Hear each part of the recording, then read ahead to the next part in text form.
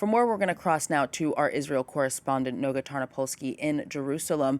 Israel, so this, Noga, excuse me, the state of these negotiations is quite murky. What's the difference between extending phase one, as Israel has pushed for, and moving on to phase two, which Hamas is arguing needs to happen?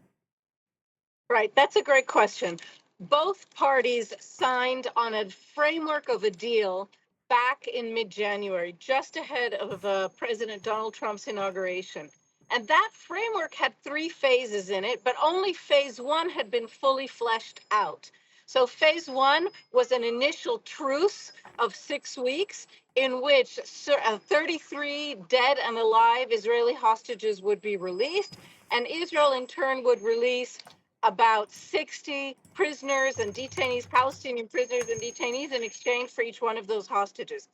That is done and dusted already almost 2 weeks ago. Part of phase one was also supposed to be negotiating for phase two. That is where Israel has refused. And instead, it has said, we want to extend phase one. Why?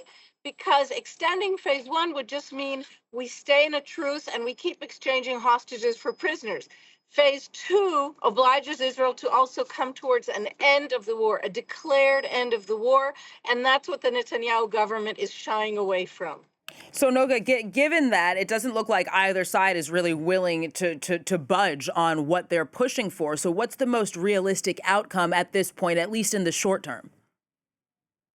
It seems to me right now that the most realistic outcome is that the United States is going to come to some kind of agreement in these direct talks we have discovered the Trump administration is holding with Hamas, and that whatever that agreement is going to be imposed on Israel by the American side. That seems to be right now the most likely possibility. Noga Tornapolsky in Jerusalem, thank you so much.